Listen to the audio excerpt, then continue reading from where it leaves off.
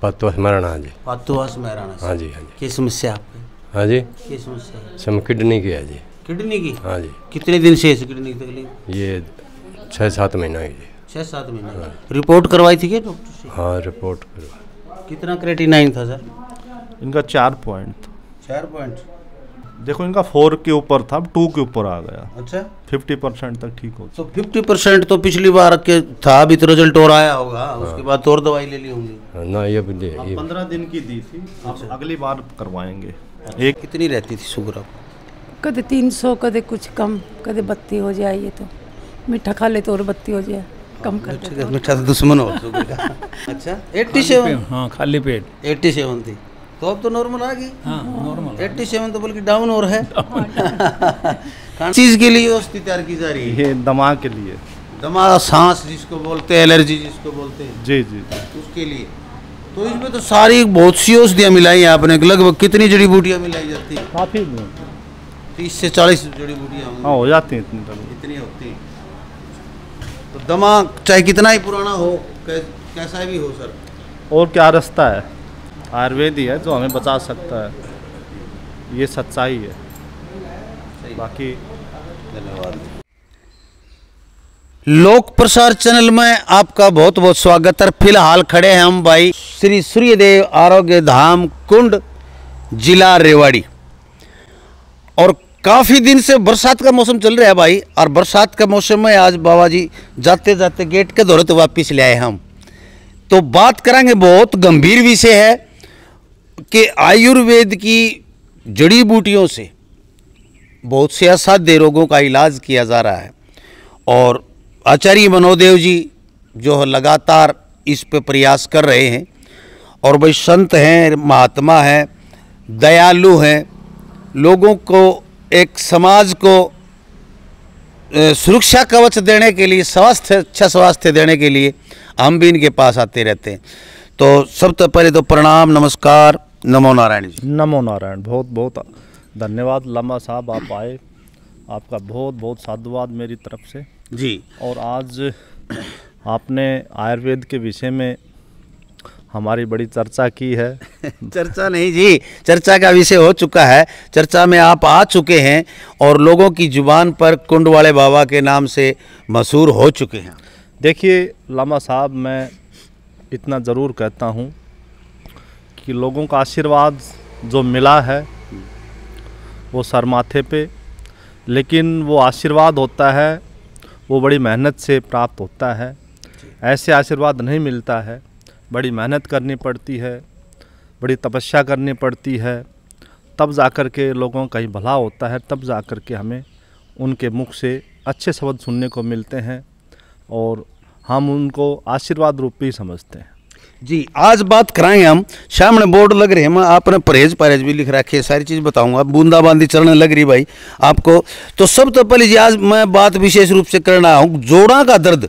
लोगों के घर घर में जोड़ों का दर्द हो चुका है, और जोड़ों का दर्द घर घर हो चुका है, और लोग बड़े तंग हो चुके हैं इस बीमारी से। बिस्तर से उठ भी नहीं पा रहे हैं, चल नहीं पा रहे हैं। स्थिति इतनी खराब हो चुकी है जोड़ों का दर्द और कमर के दर्द की कि पूछो मत। तो इसके बारे में आपके अच्छे रिजल्ट हैं, मैंने लोगों से भी पूछा है। तो इसके बारे में आप और नई क्या चीज़ लेके आ रहे हैं और इसका इलाज कहाँ तक संभव है? देखिए लामा साहब, सबसे पहले तो अगर कोई बीमारी के ऊपर काम किया जाता है तो उस बीमारी को भूलना पड़ता है, उस बीमारी को भूल करके उसकी दवाई बनानी पड़ती है। जैसे आपने जिक्र किया जोड़ों के दर्द, आपने देखा होगा किसी के भी घुटने में दर्द होता है, वो कहीं डॉक्टर के पास जा कर के एक्सरे करवाते हैं तो डॉक्टर सिर्फ उनको एक ही बात बोलते हैं कि आपके घुटनों में गैप हो गया। और जब अगला सवाल डॉक्टर से वो करते हैं कि इसका इलाज क्या है, तो वो बोलते हैं जी ऑपरेशन है। तो पेशेंट बड़ा टेंशन में आ जाता है, मायूस हो जाता है, हताश हो जाता है कि अब क्या होगा, क्योंकि उसके बाद भी कोई गारंटी नहीं होती है। लेकिन अगर ऑपरेशन के अलावा भी अगर वो दवा देते हैं तो सिर्फ आपको पेन किलर के ऊपर रखते हैं, वो इलाज नहीं होता है। देखिए आयुर्वेद के अंदर इसका इलाज अगर है तो सिर्फ उसका है कि ये दर्द हो क्यों रहा है, इसका कारण क्या था। तो खास करके किसी भी जॉइंट में अगर दर्द होता है तो उसके अंदर चिकनाई की मात्रा, यानी उसके अंदर लुब्रिकेशंस होता है, जो चिकनाई की मात्रा रहती है वो कहीं ना कहीं सूख जाती है। तो अगर हम उसकी चिकनाई की दवा देंगे, अगर वो चिकनाई प्रॉपर फिर से बनेगी तो पहले जैसे हम फिर हो जाएंगे। लेकिन अगर उसको हम कोई दर्द की दवा दे रहे हैं या कुछ और अड़ंगा खिला रहे हैं, वो उसका कोई सोल्यूशन नहीं है। सोल्यूशन जड़ का सिर्फ ये है कि कारण उसका क्या था और हम कारण के ऊपर उसको दवा दी और वो बिल्कुल स्वस्थ हो गया। जी, मेरे एक सवाल घूम रहा था, बीच में भी आ गया था कि कहते हैं कि ग्रीस खत्म हो गया जोड़ों का। एक तो इस बात पे मुझे हंसी सी आती कि ग्रीस खत्म हो गया। दूसरी बात एक ये होता है कि गैप तो हो जाता है, मान लिया गैप कम हो जाता है भाई, धीरे से वजन ज़्यादा होने से या गैप कम हो जाता है, लेकिन ये ग्रीस जो होता है, लुब्रिकेंट जो होता है, जो ग्रीस, तो ये भी होता है क्या जोड़ों में? मैं तो इस पे देखिए लामा साहब, बिल्कुल आपने सही सवाल किया है, या आपका भी और आपके दर्शक भी इसके बारे में जानना चाहते होंगे। देखिए, सबसे पहले देखें अपना नी ज्वाइंट, जो अपना घुटने का जो ज्वाइंट होता है उसके बीच में गद्दी काम करती है, जिसको हम कार्टिलेज के नाम से जानते हैं। वो गद्दी दोनों हड्डियों के बीच में होती है। और आपने सुना होगा डॉक्टर जब बोलता है गैप हो गया, तो हम सोचते हैं कि गैप ज़्यादा हो गया, लेकिन ऐसा नहीं होता है, वो उल्टा होता है। वो हड्डी से हड्डी ऐसे भिड़ जाती है, क्योंकि अगर एक्सरे अगर करते हैं तो एक्सरे की एक खासियत होती है, वो सिर्फ एक बोन की तस्वीर लेगा आपकी। अगर उसके बीच में कोई मांस का टुकड़ा है तो उससे उसकी किरणें सीधे निकल जाती हैं, वो खाली जगह दिखा देगा। तो आपकी उसके अंदर खाली जगह अगर दिख रही है तो वो घुटना आपका बिल्कुल ठीक है, सेफ है, लेकिन हड्डी से हड्डी ऐसे भिड़ी हुई है तो उसको डॉक्टर बोलेगा आपको गैप हो गया। गैप कैसे होता है? जैसे आपकी गद्दी है, गद्दी की चारों साइड में लिक्विड होता है, चिकनाई होती है, जिसको आपने बोला कि ग्रीस, ग्रीस तो हम देसी भाषा में बोल देते हैं, लेकिन उसको अंग्रेजी भाषा में साइनोविल लिक्विड बोलते हैं। वो काम करता रहता है, लेकिन कहीं न कहीं उसकी कमी आने की वजह से वो गद्दी पे वजन पड़ता है और वो गद्दी की ऊपर के टिश्यूज़ होते हैं, सेल्स होते हैं, मरने लग जाते हैं और वो घिसने लग जाते हैं और धीरे धीरे वो हड्डी तक पहुंच जाते हैं। हड्डी तक वो पहुंचती है जब तक तो उसको पता नहीं चलता, लेकिन हड्डी से हड्डी ऐसे टकराती है जब दर्द होता है, तब दर्द होता है और फिर वो दौड़ता है। फिर डॉक्टर उसको ऑपरेशन का ही एक रूप देते हैं कि इसमें ऑपरेशन ही आपको करवाना पड़ेगा। लेकिन मैंने बताया ना, वो चिकनाई फिर से बनेगी। एक हमारे शरीर की एक प्रक्रिया होती है, जैसे आपने बाल कटाए वो फिर से आएंगे, नाखून काटे फिर से आएंगे, कहीं भी आप मांस निकाल लो हमारा, वो फिर से भर जाएगा। तो वो जो कार्टिलेज है, अगर उसके अंदर लुब्रिकेशन अच्छे से हो जाएगा, चिकनाई की मात्रा बढ़ जाएगी, जैसे आपने ग्रीस बताई, वो चिकनाई की मात्रा अगर बढ़ेगी तो लेयर फिर से बनने लग जाएगी। लेकिन उसमें थोड़ा सा हम परहेज यही देते हैं, उस पर दबाव ना डालें, जैसे उकड़ू करके, आलसी पालसी करके, सर पे वजन लेके, सीढ़ी पेड़ा चढ़ना उतरना, इस टाइप का कोई कार्य ना करें, ताकि वो लुब्रिकेशन बनता है। क्योंकि वो जब ये करेंगे, हम उनको दवाई देंगे चिकनाई की, वो चिकनाई निकलती रहेगी। तो अगर वो ऐसा करेंगे प्रॉपर तरीके से तो अपने आप को ऑपरेशन से बचा सकते हैं। एक बात और, प्रश्न मेरा अगला प्रश्न, आइए थोड़ी थोड़ी बूंदे आने लगी, इधर आ जाइए।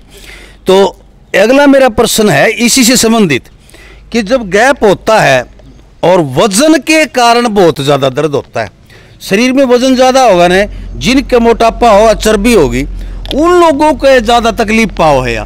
तो क्या वजन कम करने की भी कोई ऐसी आपके पास औषधि है जिससे वेट लॉस हो सके? लोगों की तकलीफ सारी मेरी ख्याल तो वजन बढ़ने से ही हो रही है।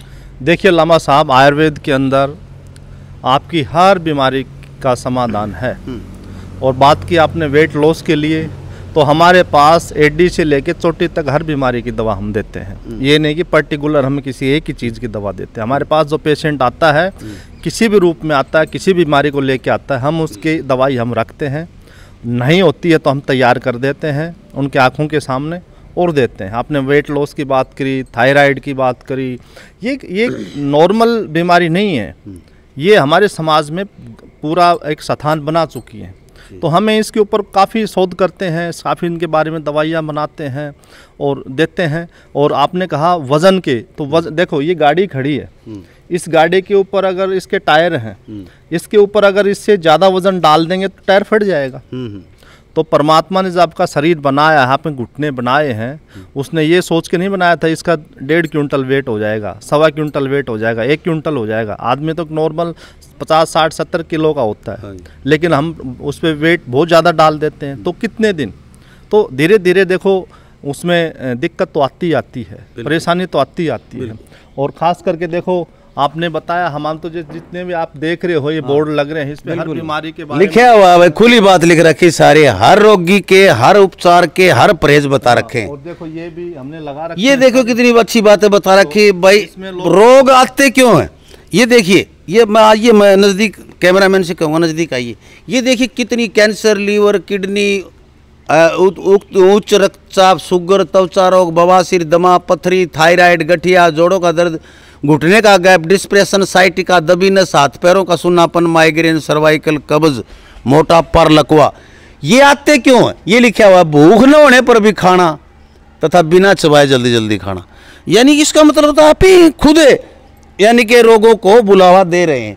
भूख से अधिक खाना, बार बार खाना, प्रकृति के विरुद्ध आहार का सेवन करना, रसना के यानी कि जीभ का वशीभूत होकर चटपटे पदार्थ खा लेना, कुछ भी ब्रेड, पाव भाजी, फलान देकड़ मुकड़, ये जो क्रोध, चिंता, उत्तेजना, घृणा, तनाव, इस तरह जो गुस्से में इस तरह टाइम पर भोजन करा तो वो भी जहर है।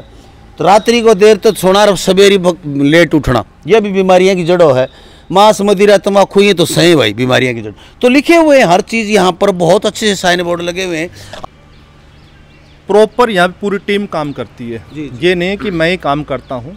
हमारी बहन है, डॉक्टर हैं, BMS हैं, वो भी यहाँ पे रहती हैं, अन्य स्टाफ भी रहता है, और पूरा विचार करके पेशेंट को अच्छे से देख करके और एक अच्छे से उसका एक निचोड़ निकाल करके उसकी औषधि हम चलाते हैं, उनका ट्रीटमेंट चलाते हैं, उपचार करते हैं, और तब जा कर के हमें लोग मुड़ करके आते हैं और बड़ा आशीर्वाद दे के जाते हैं। उसका यही कारण है, क्योंकि कभी भी आपको शॉर्ट के अंदर कोई ठगी का प्रयास आप देख रहे हो, चारों साइड में बड़ा चल रहा है, हमें भी बड़ा बुरा लगता है, क्योंकि आयुर्वेद है ये तो लोगों के एक आस्था से जुड़ा हुआ है, लोगों की आस्था भी जुड़ी होती है, प्रकृति से जुड़ा है, भगवान से जुड़ा है, सीधा है। तो हमारा एक विश्वास होता है आयुर्वेद की तरफ। और हमारे पास जो आते हैं, मैं तो कहूँगा हमारे पास तो पैदल भी चल के आते हैं लोग, और 1-1 करोड़ की गाड़ियों में भी आते हैं, हर टाइप के व्यक्ति आते हैं हमारे पास, और हम सबको एक नज़र से देख करके दवा देते हैं, और बड़ा अच्छा लगता है।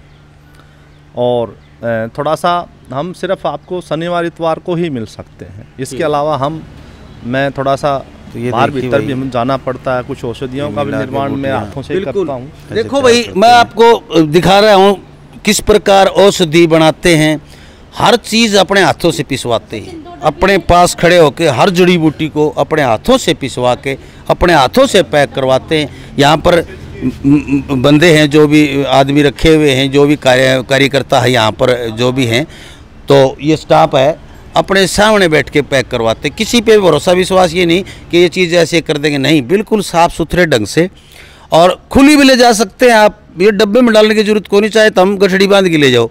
इतने ट्रक के ट्रक यहाँ पर औषधियाँ थोक के भाव में लाते हैं। कहते हैं कि थोक नहीं लाएंगे तो भाई लोगों को पड़ता नहीं पड़ेगा, 100 ग्राम चीज़ खरीद के लाओगे तो 1000 की मिलेगी, यदि किलो लेके आओगे तो वह भी 1000 की मिले, तो इसलिए थोक में लेके आते हैं सर। तो सर दूसरी बात रहेगी थायराइड के बारे में भी आप थोड़ा प्रकाश डालें। थायराइड भी गंभीर बीमारी है, आजकल घर घर हो रही है।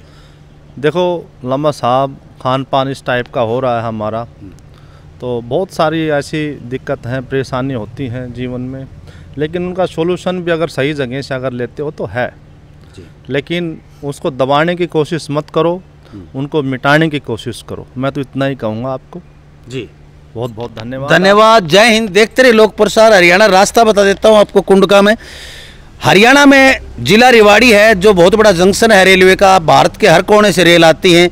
यहाँ पर रेवाड़ी से नारनौल रोड के ऊपर, रेवाड़ी से नारनौल रोड पे पड़ता है कुंड गांव, और कुंड बस स्टैंड से ITI रोड, खोल रोड भी बोलते हैं, उसके ऊपर मात्र 1 किलोमीटर चलते ही श्री सूर्यदेव आरोग्य धाम के नाम से पूरा बड़ा बोर्ड लगा मिलेगा। शनिवार और एतवार को 2 दिन, सैटरडे और संडे को आप यहाँ पर आ सकते हैं। यदि आपको किसी तरह की कोई तकलीफ है तो फ़ोन नंबर नीचे चल रहे हैं, उन पे संपर्क कर सकते हैं आप। तो देखते रहें लोक प्रसार हरियाणा। जय हिंद, नमस्कार, प्रणाम।